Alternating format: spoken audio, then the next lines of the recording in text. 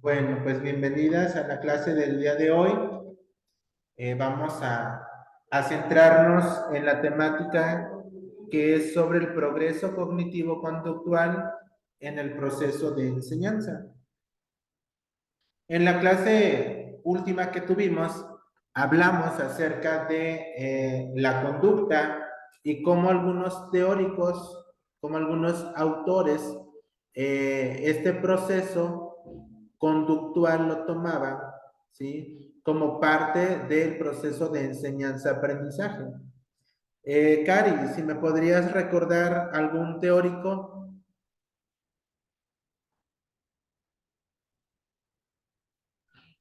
Los que vimos en la clase pasada. Ujú. mm, Estoy pensando.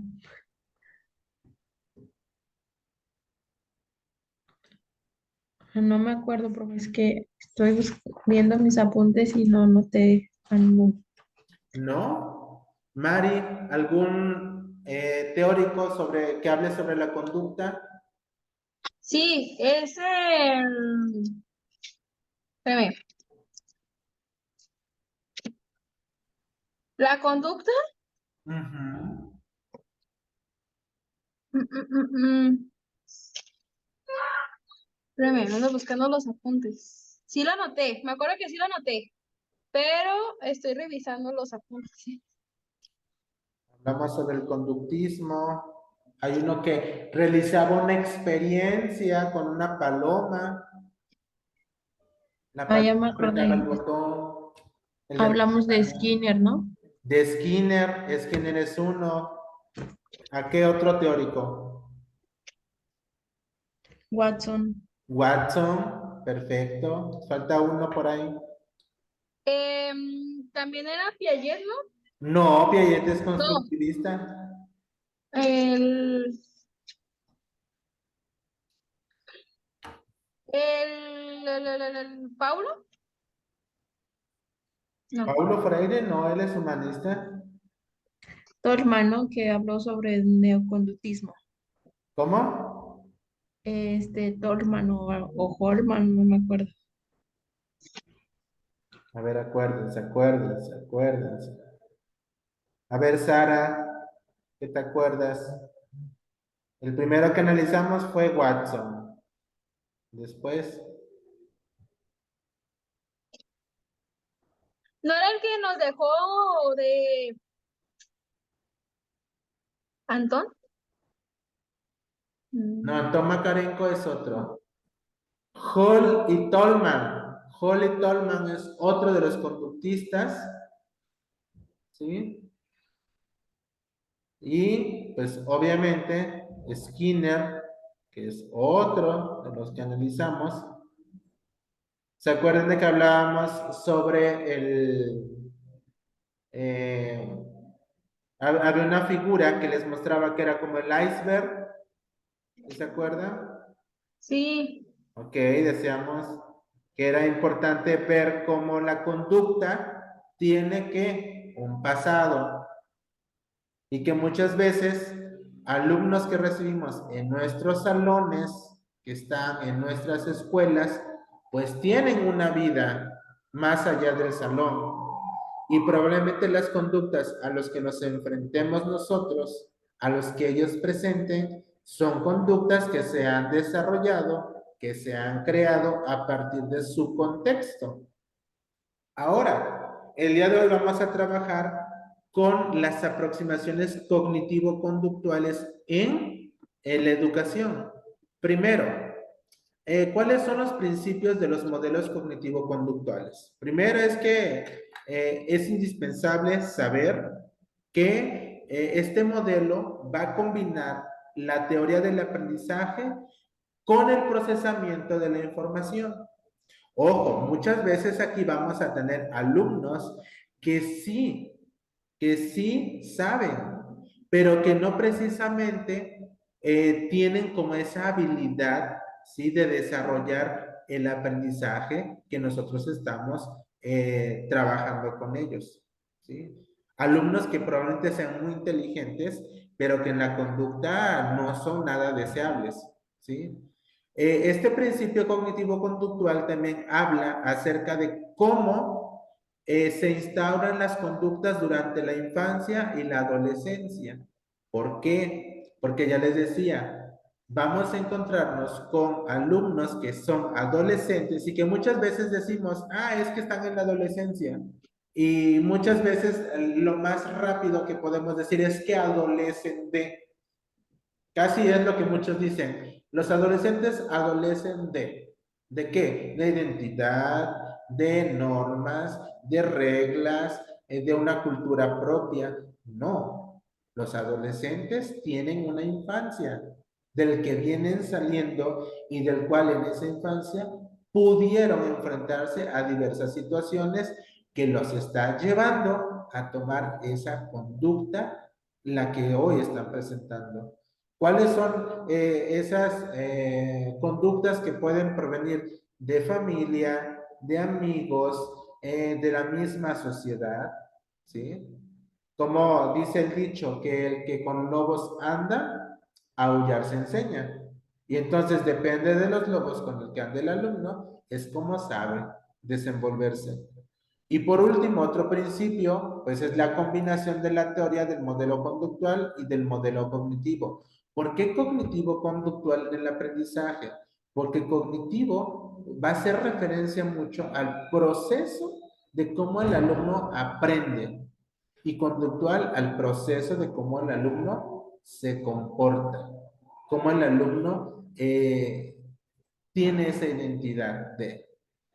Bien, a partir de ahí se generan ciertos modelos o principios de comportamiento. Estos modelos o principios de comportamiento tienen y se centran mucho en la conducta humana. Pregunta, ¿la conducta humana se aprende o se adquiere? A ver, Sara, ¿tú qué nos dices? ¿La conducta humana se aprende o se adquiere? ¿Se aprende o se adquiere? Ajá. Ay, Dios.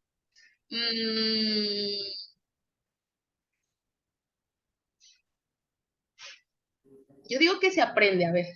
¿Por qué? Ah, porque aprendes de tus personas más cercanas. Ok. O ¿cómo sería? Bueno, yo estoy en esa. Eh, Cari, ¿la conducta humana se aprende o se adquiere? Yo digo que se aprende por medio de la sociedad, por medio de cómo reaccionas tú al momento de tener, no sé, por ejemplo, problemas. Ok, Mari. Se adquiere, yo sé los dos, se adquiere porque se supone que ahora sí que la educación y todo eso viene desde casa, Ajá. entonces desde la familia nuclear. Pero también si en tu casa no te enseñan eso, también se puede aprender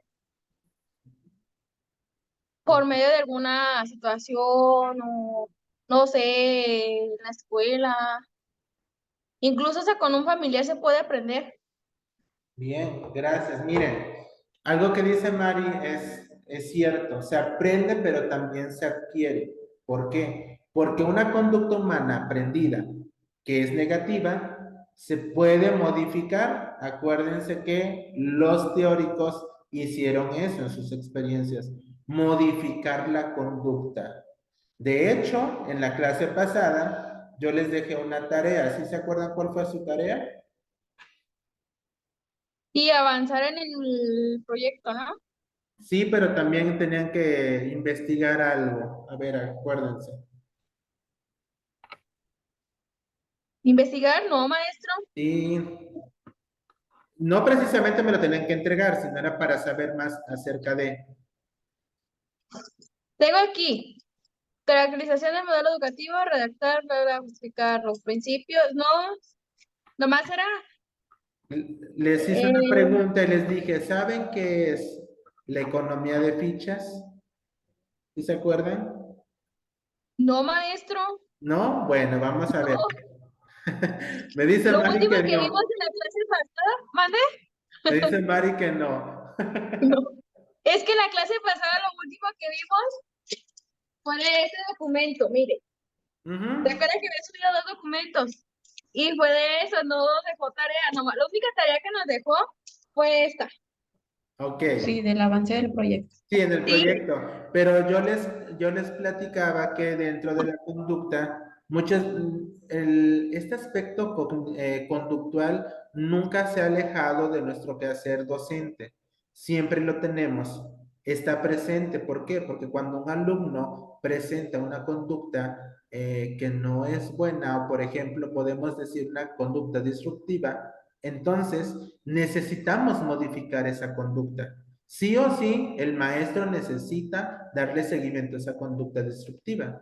Por ejemplo, alumnos que son irrespetuosos, alumnos que no son empáticos, alumnos que se burlan, alumnos que golpean, alumnos que hacen berrinche. Todos esos son conductas negativas y que sí o sí el maestro tiene que ver cómo modificar la conducta.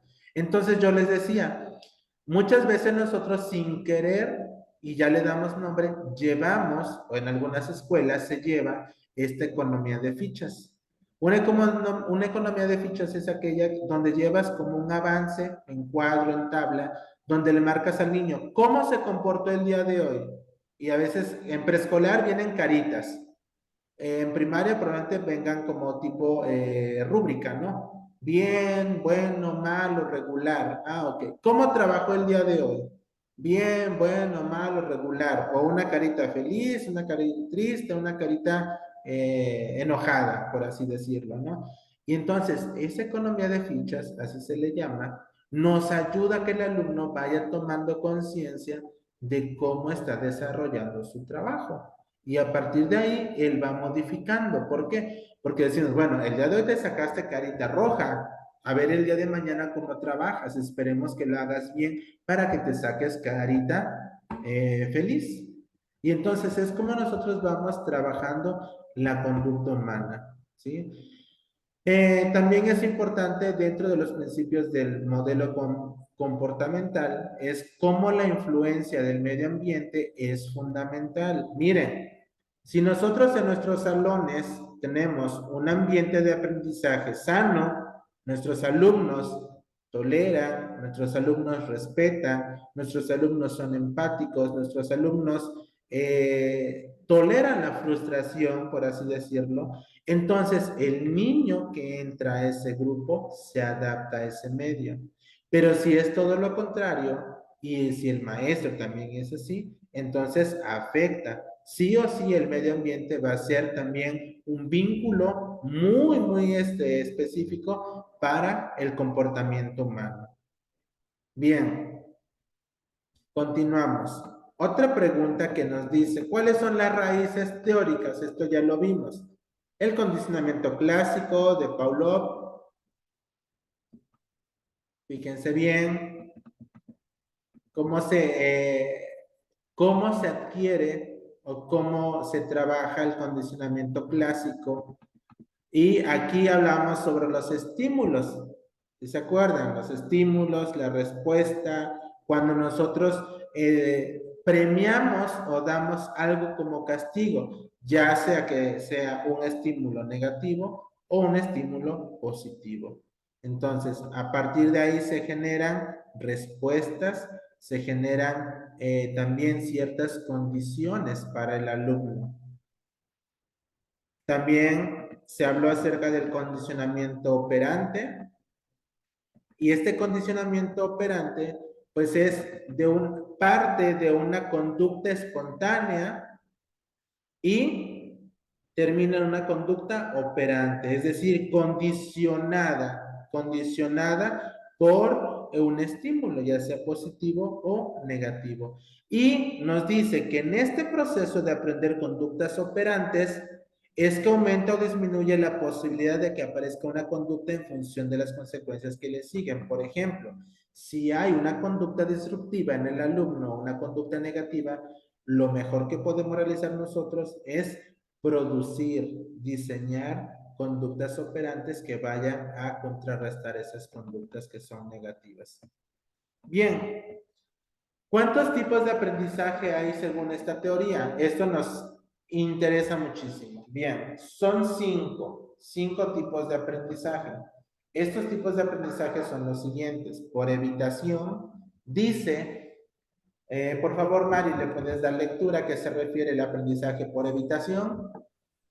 Sí, por evitación. Es el aprendizaje donde el organismo aprende una conducta nueva que termina o impide la aplicación de algún estímulo aversivo que aumenta la frecuencia de aparición de esa conducta para que no regrese. ¿Y esto qué nos está indicando? Que el alumno, y en la vida cotidiana comúnmente decimos, de las experiencias uno aprende. Y si veo una experiencia que se puede repetir mejor, la evito. Y entonces el alumno puede generar también este tipo de experiencias, donde evita la misma experiencia para no repetir esa conducta. ¿Sí? Y esas son señales para él de ir modificando la conducta. Bien, Cari, por reforzamiento, ¿a qué se refiere? Sí, por reforzamiento. Es el aprendizaje donde la conducta que es nueva para el organismo aumenta su frecuencia después de recibir algún estímulo reforzante. Correcto. Entonces, fíjense bien, aquí, por ejemplo, cuando un alumno comúnmente no tolera la frustración, o un alumno que hace mucho berrinche y la maestra o el maestro tiende a reforzar conductas positivas, el alumno los va a empezar a absorber. Por ejemplo, si la maestra habla un poquito más bajito, tiende a acercarse al alumno, habla con él. Entonces, todo esto para el alumno va a ser un estímulo reforzante. ¿Por qué? Porque ve que es comprendido. Porque más allá de ser regañado, más allá de ser castigado, hay un estímulo positivo. Sara, supersticioso. Supersticioso. Es el aprendizaje donde alguna consecuencia casualmente reforzante o aversiva aumenta la frecuencia de aparición de alguna conducta. Esto es muy importante que lo tomemos en cuenta. ¿Por qué? Porque muchas veces dentro de nuestros procesos de enseñanza-aprendizaje, muchas veces las consecuencias que aplicamos para los alumnos no son consecuencias que nos lleven a disminuir estas conductas disruptivas. Al contrario, de una conducta negativa nace otra. Por ejemplo, cuando un alumno por ejemplo, le pones un castigo, por así decirlo, porque golpeó a su compañero, entonces a partir de este castigo el alumno lo toma pues a burla y entonces ahí ya aparece otra conducta. Más allá de sentirse él como pues de una otra manera limitado a lo que puede realizar, empieza a tomar estas conductas. Y lo podemos ver con alumnos que a partir de una acción negativa generan otra y otra y otra y otra. Por ejemplo, un niño que llora y si le permites que llore, al poco rato ya no solamente llora, sino se tira en el piso. Y si le permitiste que se tire en el piso, al rato ya te tiran las cosas. No sé quién ha tenido esa experiencia. O con sobrinos. Ustedes la ven en casa. Sí, yo. ¿Qué nos cuentas, Sara? Pues tengo un alumnito que sí es pues para empezar ya sufre de violencia tanto física como verbal en su casa. Entonces, pues él así se comunica, él golpea, avienta. Entonces, pues sí, o sea, ya va escalando más. No puedes hacer esto. Y pues sí, porque distrae a todos, sí está medio complicado, porque sí, ya es muy agresivo a veces. Efectivamente. Y de hecho hay alumnos que entre más les Y así va prohíbes, ajá, más lo y va hacen. con otra más, ajá. Bien. El 4 por castigo, dice, es el aprendizaje donde un organismo aumenta la frecuencia de aparición de las conductas que no fueron seguidas o que no recibieron ningún estímulo aversivo o desagradable. Entonces, ahí es importante cómo a veces esta aparición de conductas y van a seguir apareciendo mientras al alumno ese castigo no le sea favorable, ¿sí? Y lo siguen realizando. Y por último, por olvido. Todas las conductas que no reciben o que dejan de recibir reforzamiento tienden a disminuir su frecuencia de aparición o a desaparecer, ¿sí? Y que probablemente aquí lo que pasa con los alumnos o con los niños que tienen este tipo de aprendizajes de conductuales por olvido es que a veces nosotros como maestros decimos, ay, ya hizo esto, es más, ni le hago caso. Si le hago caso, más hace. O por ejemplo, los niños que lloran. Si le haces caso porque se golpeó el dedo y ya hizo todo un drama, y le haces caso, no, o sea, ya te sí, no, no pasa nada. Y no es porque lo estés obviando, porque también dentro de los protocolos habría que cuidar eso, nosotros como docentes, porque pues pudo haberse lastimado y pudimos haber obviado. Pero también hay que ver cómo a veces hay alumnos que por cualquier cosita ya están llorando, ¿sí? Adelante, ¿quién me solicitó? La... A nadie. Bien. No, pero pues al igual hago un comentario. Sí, sí, Es Mari. que hay un alumno de quinto que me acuerdo cuando fui de principio que fui a cubrir el grupo, teniendo yo mi grupo, le puse, creo que 80, no me acuerdo. Sí, creo que sí fue 80. Dije, porque no cumplió con todas las características del trabajo que él había dejado. Resulta que me hizo un drama. No en el momento, sino se fue, agarró su cuaderno, se fue a su lugar y yo de repente vi que se puso su sudadera así, se agachó así, se puso su sudadera y estaba llorando. Dije, ¿quién está llorando? Hasta que no me paré y dije, se llama Alejandro. Dije, le dije, oye, a ver, así bajito, le dije, ¿por qué lloras? Y ya me dijo, no, por nada. Le dije, ¿por qué lloras? Porque usted me puso 8, me empezó a gritar. Le dije, mira, le dije, no te estoy gritando, le dije, por lo tanto, necesito que me hables tranquilo. Pues total, así quedó maestro y para no hacérselas tan largas, fue como yo le dije, mira, le dije, ahí, le dije, puse yo mi lámina de todos los puntos que yo necesito para que tú me puedas entregar un buen trabajo. Son 10 puntos, no es nada más margen, limpieza, fecha, nombre, de eso. Y que esté bien claro toda la actividad de todo el contenido, ¿no? Le dije, mira, te hizo falta esto. Le dije, tu presentación, le dije, si hablamos de presentación, no quiero comparar con otro trabajo, le dije, pero te necesitas ponerle más atención a esta parte.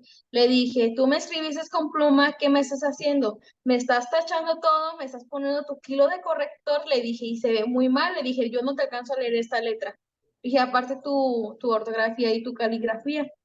Y ya dijo, no, pues es que el maestro me pone excelente. Le dije, mira, el maestro, le dije, de mi punto de vista, no. Le dije, yo no te lo recibo así. Cada quien tiene su manera de trabajar, manera de evaluar. Le dije, mi manera de evaluar no fue esta. Le dije, dije, nomás te puse un 8 y pues tienes que estarte esforzando.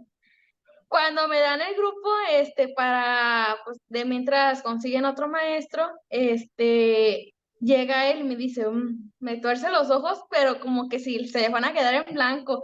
Y sí le dije, a ver, espérame. Le dije, malas caras yo no quiero. Le dije, al igual, si no te parece mi manera de trabajar, le paso las actividades a la maestra, ahora a la directora, y a ella que te explique cómo, ¿verdad? Y acá, porque entre tanto y tanto, yo me cansé. Y ya dijo, no, es que ya le voy a hacer caso. Le dije, bueno, empezó a trabajar más, se empezó a esforzar. Total, cumplió pues ahora sí mejoró un poquito en la letra.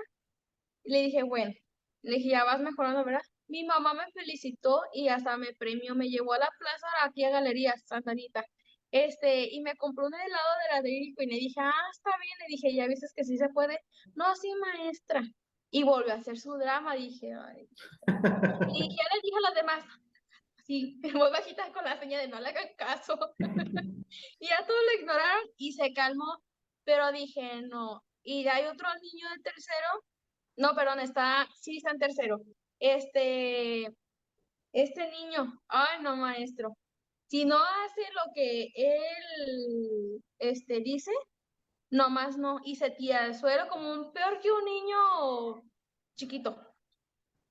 Y ahora siempre le he dicho, Paul, no te comportes así, mira. Y ese día que yo estaba hablando con él, fue la junta para dar a conocer a los maestros con sus papás, ¿no? Nunca me di cuenta, nunca escuché cuando llegó su mamá por atrás y llegó por atrás de mí y se me quedó viendo así. Y a mí dijo, ¿usted es su maestro? Y dije, no. Y ya dijo, pues su maestro está aquí afuera, ¿verdad? Le dije, sí, y pues ya me tocó pasar y me pidieron el favor de que visualizara el grupo. Y así es él, le dije, mire, no soy su maestra, pero le voy a decir la verdad, sí, así es él. Diario es así. Que empieza su mamá a regañarlo, dije, bueno, por una parte está bien, lo está llamando la atención, pero por otra parte está mal, porque lo está evidenciando ante todos. Entonces, en el momento no le hicieron burla, después, a la semana, porque fue un viernes, a la semana que pues regresamos el lunes, empezaron a echarle burla, que no sé qué, que tu mamá te regañó frente a nosotros y que no sé qué, que saque tanto. Y el niño siguió y siguió y siguió y siguió. Entonces, como la maestra ya empezó a ignorar lo que dejara ahí sus berrinches, fue como se controló. Sí, y es que a partir de ahí, fíjense cómo a veces odiamos cosas. Pueden ser buenas o malas, pueden aparecer conductas positivas o conductas negativas. Por eso es importante como saberlas manejar. Con niños Sí, que no les, así, no les prestes tanta atención porque a partir de ahí se encajan y te hacen un tremendo berrinche o podemos estar cometiendo un error. Por eso es indispensable como saber en realidad qué es lo que está pasando. Bien, continuamos. Ok, fíjense, vamos a hacer un trabajo personal. Déjenme les digo cuál va a ser. Ahí está abajo.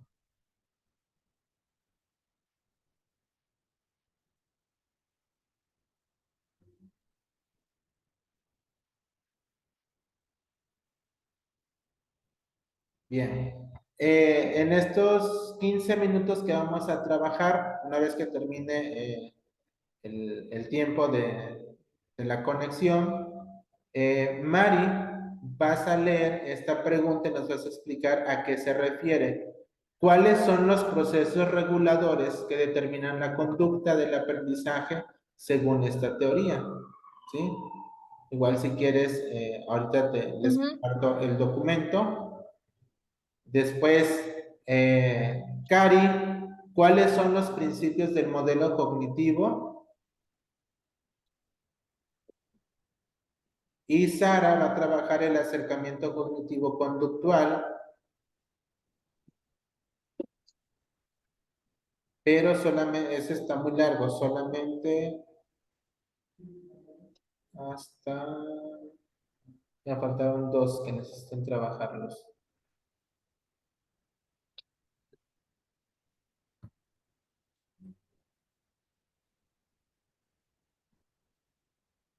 Hasta el inciso B, y el inciso B termina, está muy largo. Bueno, hasta la página 7, ¿sí? Que sería de las 6 a las 7. Déjenles comparto el. Para mí, ¿verdad, profe? Sí, para Sara. Ajá. Muy bien. Déjenles comparto el archivo en la plataforma. A ver, modelos típicos.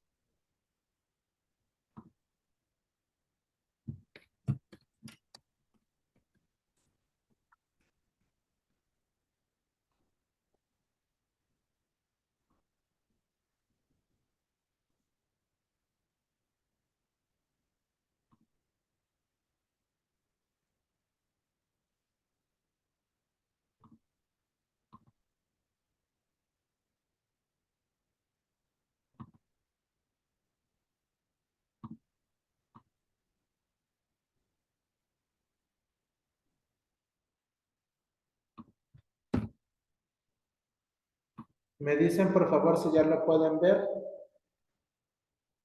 Está en la plataforma.